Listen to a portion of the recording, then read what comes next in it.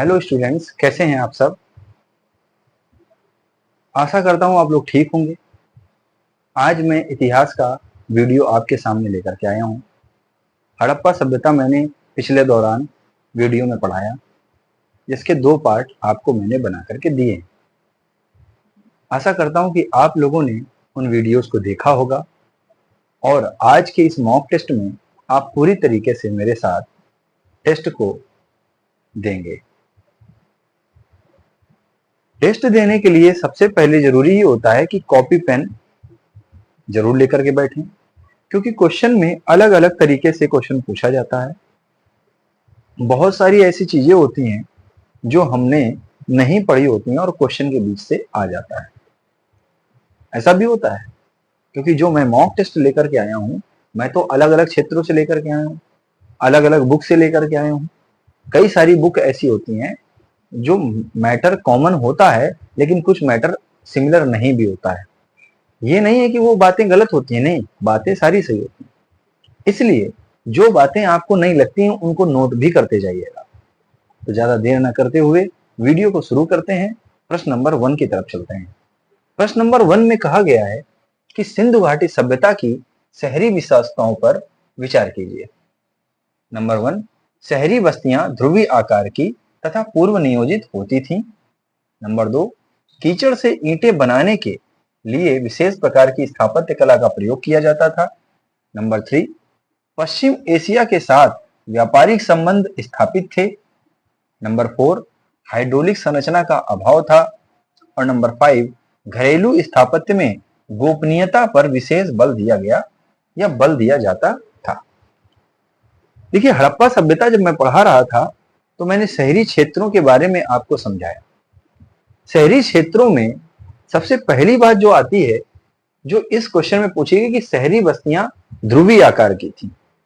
बिल्कुल, शहरी बस्तियां ध्रुवीय आकार की थी और ये आपकी पूर्व नियोजित होती थी, यानी किसी भी नगर को बसाने के लिए उसकी योजना बनाई जाती थी। और ये बात हमें नगर में लोगों के व्यवस्थीकरण से पता चलता है, यानी जो एक प्रणाली है उससे पता चलता है। ठीक है, जैसे कि निचला नगर जो होता था वो हमारा पूर्व की ओर एस्टेब्लिश था, जबकि पश्चिम में नगर दुर्ग प्रस्थित था। तो यहां पर सिस्टमैटिक तरीके से लोगों ने अपने आप को बसाया हुआ था। अब आगे की बात करते हैं। नंबर 2, तो पहली बात हमारी सही हो जाती है। कीचड़ से ईंटें बनाने के लिए विशेष प्रकार की स्थापत्य कला का प्रयोग किया जाता था। अब ईंटों को बनाने के लिए किसी विशेष प्रकार की कला का बोल रहे हैं, तो ऐसे क्वेश्चन के लिए हमेशा आप, क्योंकि ये अनुमानित होता है और इसमें 90 से 20% के केस में ऐसा होता है, सॉरी 90 से 10% के केस में ऐसा होता है कि वो बात 90% सही होती है, 10% गलत होती है। लेकिन बात क्या कही जा रही है, लिखा है कीचड़ से ईंटें बनाने के लिए विशेष प्रकार की स्थापत्य कला का प्रयोग किया जाता था। ये बात बिल्कुल ठीक है, ऐसे जो बातें आती हैं उनको सही माना जाता है। लेकिन हाँ, यहाँ विशेष लिखा हुआ है। यहाँ अगर लिखा होता केवल एक ही स्थापत्य कला का प्रयोग किया जाता था तो बात ये गलत हो जाती। किसी विशेष प्रकार की कला का, स्थापत्य कला का प्रयोग किया जाता तो ये बात सही है। नंबर 3, पश्चिम एशिया के साथ व्यापारिक संबंध थे। ये तो व्यापारिक संबंध में मैंने पढ़ाया ही था कि पश्चिम एशिया के साथ में व्यापारिक संबंध भी थे। ठीक है, तो तीसरी बात भी सही है। नंबर 4, हाइड्रोलिक संरचना का अभाव था। हाइड्रोलिक संरचना का अभाव था कि अभाव था ही नहीं। हाइड्रोलिक संरचना का ज्यादा यूज किया गया, ज्यादा प्रयोग किया गया हड़प्पा सभ्यता में। तो इस तरीके से आप ये राइट कर लीजिए कि ये आपका आंसर रॉन्ग हो जाएगा कि हाइड्रोलिक संरचना का अभाव, तो भाई जैसे कि कह रहे हैं कि था, कि अभाव नहीं था, तो इस हिसाब से रॉन्ग हो जाएगा। नंबर 5, घरेलू स्थापत्य में गोपनीयता यानी सीक्रेसी पर विशेष बल दिया गया है ना, बातें सीक्रेट रखने वाली हो या चीजों को छुपा करके रखा जाता हो, तो घरेलू स्थापत्य में गोपनीयता पर विशेष बल दिया गया था। ये बात ठीक है। तो आपके ऑप्शन सही हो जाते हैं 1, 2, 3 और 4। तो ऐसा ऑप्शन कहां है, 1, 2, 3 और 5, सॉरी 1, 2, 3 और 4 नहीं है, 1, 2, 3 और 5 होगा। तो आपके ऑप्शन नंबर ए रॉन्ग हो जाएगा, ऑप्शन नंबर बी रॉन्ग हो जाएगा, ऑप्शन नंबर सी आपका ठीक होगा। और इस तरीके से ऑप्शन नंबर ए और ऑप्शन नंबर बी और ऑप्शन नंबर डी आपके रॉन्ग हो जाएंगे, सी ऑप्शन आपका ठीक होगा। तो इस तरीके से आप अपने नोट्स में आप ये लिख सकते हैं, हड़प्पा सभ्यता में ये 3 बातें और जोड़ सकते हैं, सॉरी 4 जो बातें हैं, क्या कि शहरी बस्तियां ध्रुवीय आकार की थी और ये पूर्व नियोजित होती थी। नंबर 2, कीचड़ से ईंटें बनाने की विधि जो थी उसमें विशेष प्रकार की स्थापत्य कला का प्रयोग किया जाता था। नंबर 3 कि पश्चिम एशिया के साथ में हड़प्पा सभ्यता का व्यापारिक संबंध था, वो भी बात सही है। और नंबर 5, घरेलू स्थापत्य कला में गोपनीयता का एक पार्ट रखा जाता था, उस पर विशेष बल दिया गया था। तो ये बात आपकी सही हो जाती है। तो नंबर सी सही है। प्रश्न नंबर 2 की तरफ चलते हैं। हड़प्पा सभ्यता की समय अवधि, बहुत ही क्वेश्चन ध्यान से समझना। हड़प्पा सभ्यता की समय अवधि को किस आधार पर 2300 ईसा पूर्व और 1700 ईसा पूर्व के बीच की निर्धारित किया जाता है? किसी भी क्वेश्चन को समझे बिना आंसर टिकिंग नहीं करनी है, इसलिए पहले समझ लीजिए। तो क्या बोल रहा है, हड़प्पा सभ्यता की समयावधि यानी कि उस समय की जो समय अवधि थी, समय की अवधि को किस आधार पर 2300 ईसा पूर्व से 1700 ईसा पूर्व के बीच निर्धारित किया गया? नंबर ए, राजस्थान, गुजरात, चंडीगढ़, मध्य प्रदेश आदि में मिले नवीनतम अवशेष, इनसे बताया गया। अब एक बात बताओ, इसमें हम कैसे बता सकते हैं कि राजस्थान में मिला, गुजरात में मिला, चंडीगढ़, मध्य प्रदेश में नवीनतम अवशेष मिले तो ये हड़प्पा सभ्यता के हो गए? तो ये तो कोई बात नहीं हुई, है ना। हमें किसी प्रकार का कोई यंत्र होता, उसके समय अवधि को पता लगा सकते, या कुछ ऐसी सिमिलर चीजें होती, क्योंकि नए प्रकार की चीजें मिल रही हैं तो वैसे कैसे बता सकते हो? नवीनतम लिखा हुआ है, कैसा लिखा हुआ है? नवीनतम। तो ये बात तो हमारी गलत हो जाती है, तो इससे तो हमारी बात ये गलत हो जाती है। नंबर बी लिखा है, तिथि निर्धारण की रेडियो कार्बन C14 जो पद्धति है, इसके अनुसार पता चल सकता है। क्या इससे पता चल सकता है? सो स्टूडेंट्स, इसके द्वारा पता लगाया जा सकता है कि तिथि निर्धारण की रेडियो कार्बन जो पद्धति है, सिस्टम है, इससे हम किसी भी समय अवधि का पता लगा सकते हैं। और इसलिए आपका ऑप्शन नंबर बी ठीक हो जाएगा। मिट्टी के पकाए गए बर्तनों के आकार, प्रकार और अन्य पुरावशेषों से समरूपता, उससे पता लगाया जा सकता है? नहीं लगाया जा सकता है। और हड़प्पा कालीन और पश्चिम एशियाई प्राचीन सभ्यताओं के मध्य संबंधों के बारे में उपलब्ध प्रमाण जो दिए हैं वो भी ये बात गलत है। इससे तो हमें ये पता चलता है कि हमारी 3 बातें इसमें गलत हैं और एक बात सही है, जो कि क्या है? तिथि निर्धारण की रेडियो कार्बन C14 पद्धति। इसके बारे में मैं थोड़ा सा आपको बता देता हूं। अभी रेडियो कार्बन C14 का यूज हम ऐसे अवशिष्टों में करते हैं जिन अवशिष्टों के अंदर कार्बन पाया जाता है। अब एक बात कही गई, जो मेरे द्वारा कही, कि मैंने कहा कि जिन अवशिष्टों, क्या ऐसा कोई मैटर है जिसमें कार्बन नहीं पाया जाता है? कार्बन तो सभी में पाया जाता है। अगर किसी की मृत्यु हो गई है तो उसकी हड्डियों में कार्बन पाया जाता है। कोई ऐसी पुरानी चीज जिस पर कार्बन की उपस्थिति होती ही है, तो इसलिए वो चीज जितने समय पुरानी होती जाती है तो उसमें कार्बन जो होता है वो क्षीण होता जाता है। क्या होता जाता है? क्षीण होता जाता है। और इस बात की पुष्टि हो जाती है कि वो चीज कब से कितनी पुरानी हो चुकी है। तो जब C14 का पद्धति का यूज किया जाता है तो हम उस बात से ये पता लगा सकते हैं कि उस चीज का आज के समय से कितना डिफरेंस हो रहा है। प्रश्न नंबर 3, निम्नलिखित में से कौन सा युग्म सुमेलित नहीं है? इनमें से हमको ये बताना है कि कौन सा युग्म सुमेलित नहीं है। जो सुमेलित हैं वो हमारे इसमें आंसर नहीं होंगे, क्योंकि इसमें साफ साफ बोल दिया गया है कि निम्नलिखित में से कौन सा युग्म सुमेलित नहीं है। तो अगर हम फर्स्ट वाला देखें, जुदीरी जोड़ो बलूचिस्तान से संबंधित रखता है, सिसवल हरियाणा से संबंधित रखता है, या इस्माइल खान पश्चिमी पंजाब से संबंधित होता है। नंबर 4, हुलास उत्तर प्रदेश से संबंधित होता है। अगर इन 3 सेकेंड, थर्ड और फोर्थ की बात में करें तो सिसवल हरियाणा से संबंधित है, इसको आप राइट कर लीजिए। इस्माइल खान पश्चिमी पंजाब से संबंधित है, जबकि हुलास उत्तर प्रदेश से संबंधित है। जुदियो जड़ो बलूचिस्तान से संबंधित नहीं है, इसलिए हमारा ये आंसर हो जाएगा फर्स्ट आंसर हमारा सही हो जाएगा। ठीक है। नंबर 4, सिंधु घाटी सभ्यता से संबंधित निम्न कथनों पर विचार करें। नंबर 1, 2 फसलों की खेती, हल का प्रयोग, फसलों की विविधता सैंधव कृषि की अर्थव्यवस्था की देन है।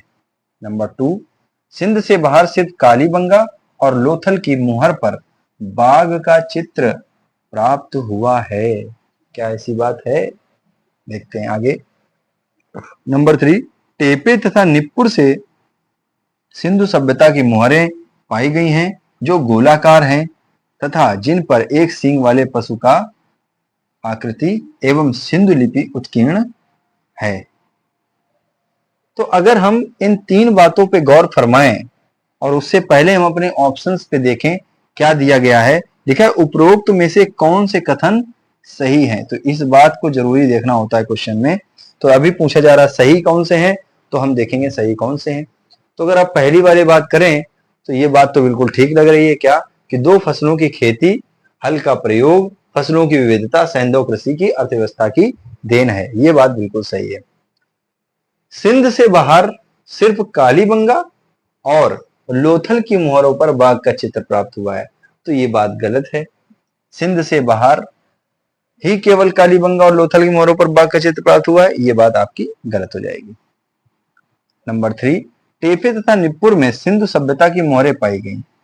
टेपे तथा निप्पुर में सिंधु सभ्यता की मोहरें पाई गई हैं जो गोलाकार हैं तथा जिन पर एक सींग वाले पशु की आकृति उत्कीर्ण की गई है, और वो भी सिंधु लिपि में।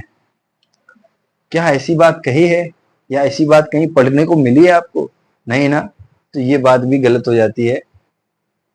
तो इसलिए आपका आंसर फर्स्ट सही हो जाता है कि 2 फसलों की खेती, हल का प्रयोग, फसलों की विविधता सैंधव कृषि की अर्थव्यवस्था की देन है। ठीक है, तो आपका ऑप्शन हो जाता है। ऑप्शन कौन सा सही हो जाएगा? अब ऑप्शन क्योंकि हमारा ये एक ही सही है, तो इसमें आपका ऑप्शन नंबर डी सही हो जाएगा, केवल एक। ठीक है। तो स्टूडेंट्स, अब क्वेश्चन नंबर 5। तो क्वेश्चन नंबर 5 में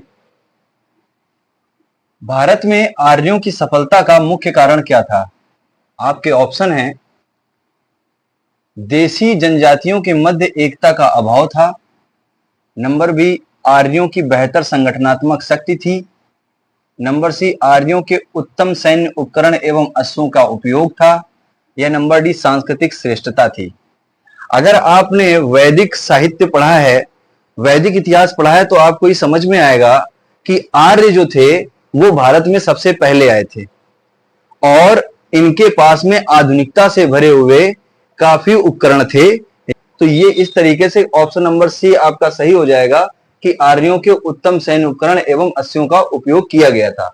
तो आपके option number A, B and D wrong हो जाएंगे। नंबर 6, ऋग्वैदिक काल से संबंधित निम्न कथनों पर विचार करें।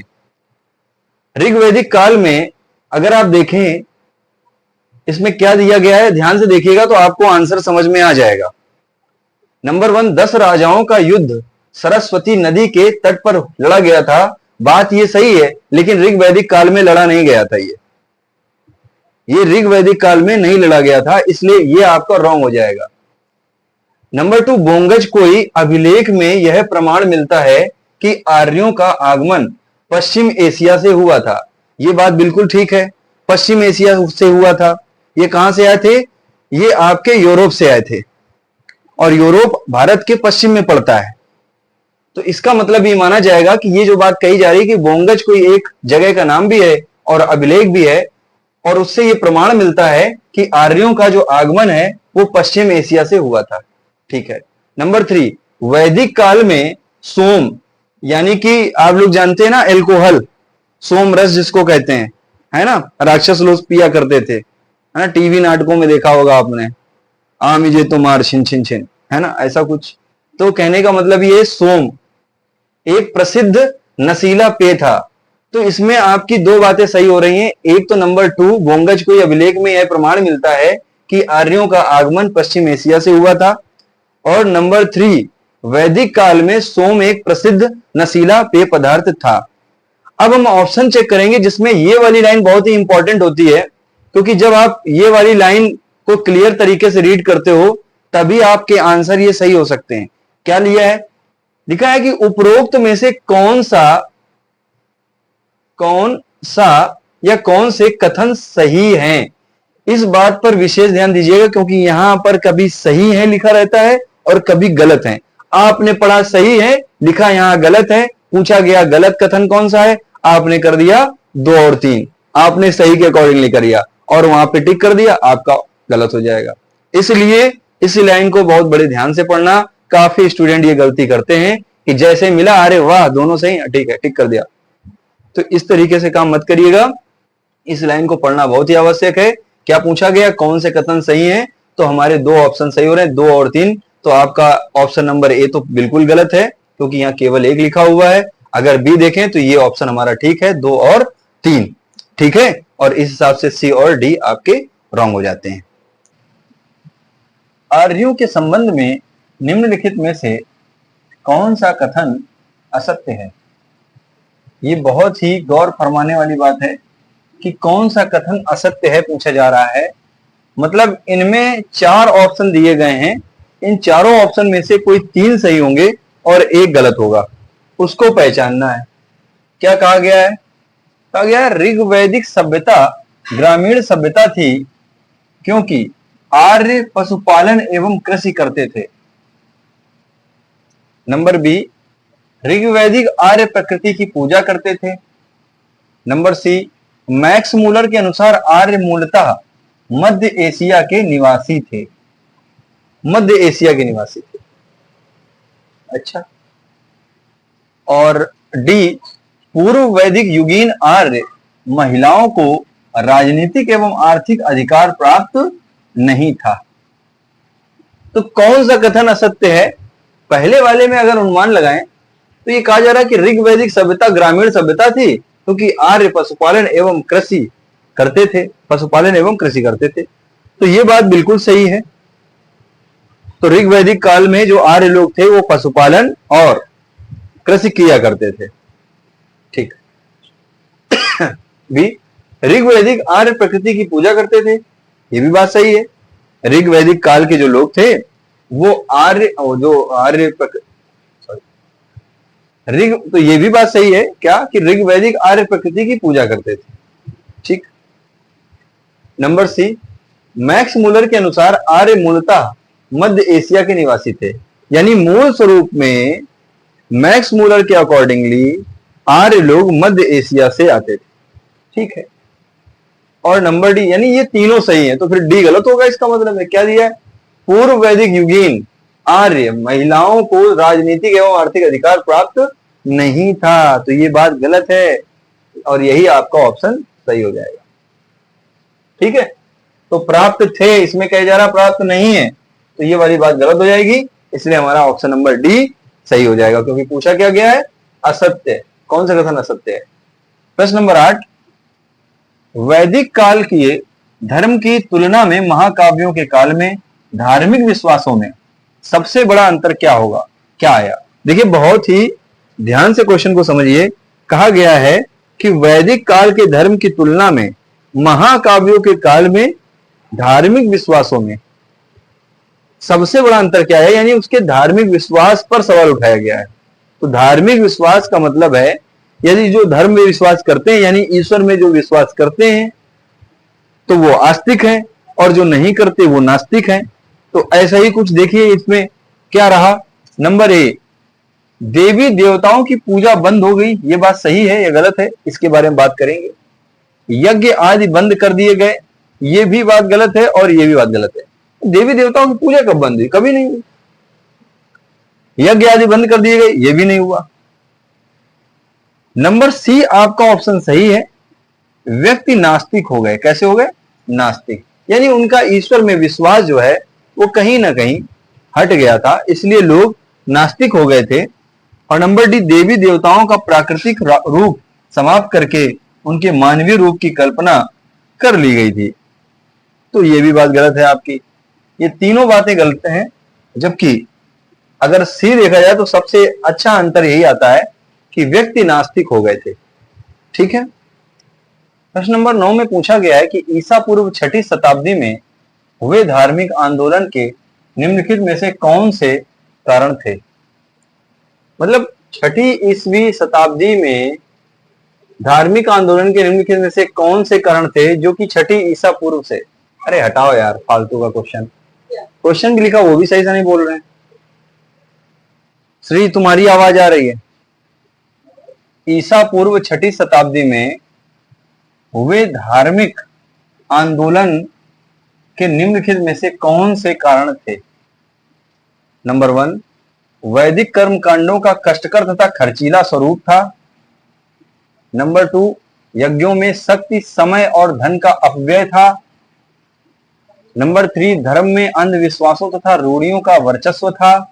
या फिर कृषक एवं व्यापारी वर्ग में असंतोष था। ऐसे कौन से कारण थे इनमें जो कि ईसा पूर्व 6ठी शताब्दी में हुए धार्मिक आंदोलनों के निम्नलिखित में से कौन से कारण हमें बताने हैं। वो कारण कौन से थे।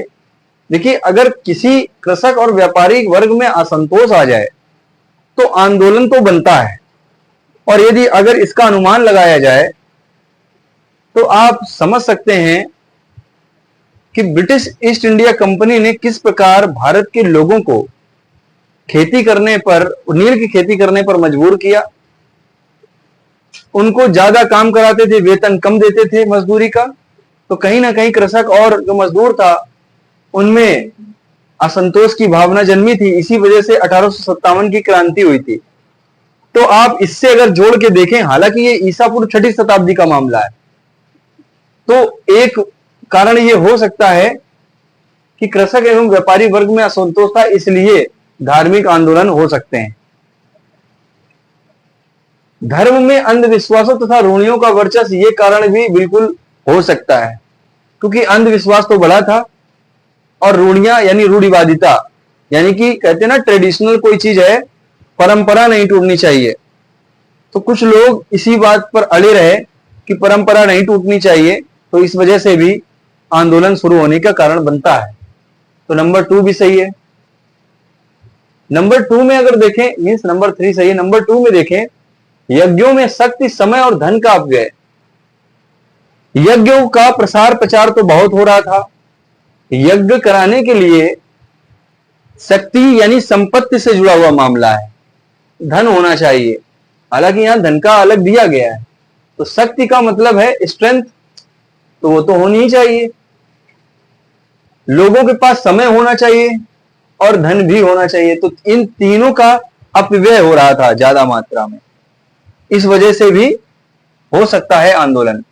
और नंबर 1 में अगर देखें तो वैदिक कर्म कांडों का कष्टकर और खर्चीला स्वरूप बन गया था। ये मुख्य चारों कारण जो है ये आपके ईसा पूर्व 6ठी शताब्दी में व्याप्त थे, जिसकी वजह से आपके ऑप्शन में ये 1, 2, 3, 4 ये चारों ही ऑप्शन सही हैं।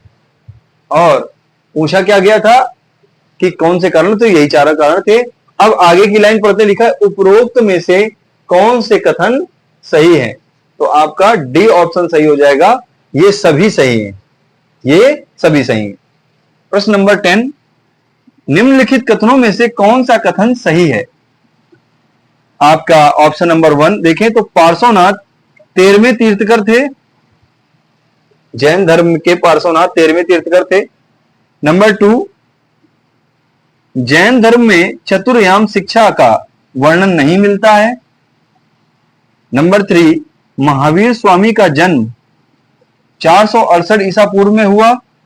और नंबर 4, महावीर स्वामी ज्ञान की प्राप्ति के उपरांत केवलिन कहलाए। अब आपके कूट दिए गए हैं। कूट में कहा गया है कि ऑप्शन नंबर ए 1, 2, 3 तीनों सही हैं।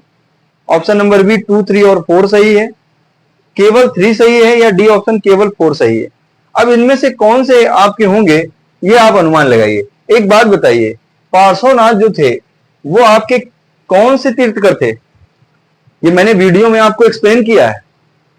ये आपके 23वें तीर्थकर थे। कौन से तीर्थकर थे? 23वें। और 23वें तीर्थकर माने जाते हैं क्योंकि पार्श्वनाथ और यहां लिखा 13वें, तो ये आपका रॉन्ग हो जाएगा। नंबर 2, जैन धर्म में चतुर्याम शिक्षा का वर्णन नहीं मिलता है।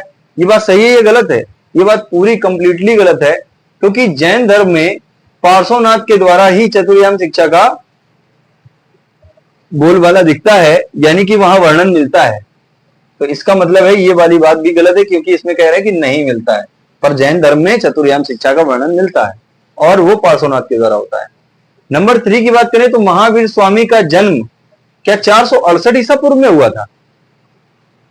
ये तो इनकी मृत्यु डेट लिखी हुई है, डेथ ऑफ डेट लिखी हुई है, यानी कि इनका जन्म 468 ईसा पूर्व में नहीं हुआ था। तो फिर कब हुआ था बताइए, कब हुआ था इनका जन्म? ये एक क्वेश्चन के तौर पर है और आप कमेंट बॉक्स पर राइट करके बताइए क्या कि महावीर स्वामी का जन्म कब हुआ था। तो ये बात भी आपकी इसमें गलत हो जाती है। नंबर 4, महावीर स्वामी ज्ञान की प्राप्ति के उपरांत कैवलिन कहलाए। ये बात बिल्कुल ठीक लगती है, कैवल्य की प्राप्ति उनको ज्ञान प्राप्ति के बाद हो जाती है और ऐसे लोग कैवलिन बोले जाते हैं, तो कैवलिन कहलाए। इसलिए आपका ऑप्शन डी सही हो जाएगा। केवल 4 ऑप्शन और आपके ए, बी और सी ऑप्शन गलत हो जाएंगे। सो स्टूडेंट, आज का जो मॉक टेस्ट था वो यहीं तक सीमित था और क्वेश्चन नंबर 1 से लेकर के क्वेश्चन नंबर 10 की सीरीज मैंने आपके सामने प्रस्तुत कर दी है। इसमें मैंने जैन धर्म से लेकर के वैदिक काल के क्वेश्चन आपके पास में रखे हैं ताकि आपका ये फैक्टर मजबूत हो सके। आगे आने वाले समय में मैं वैदिक धर्म और जैन धर्म और बौद्ध धर्म के क्वेश्चन की सीरीज लाऊंगा जो कि परीक्षा की दृष्टि से बहुत ही उपयोगी होगी।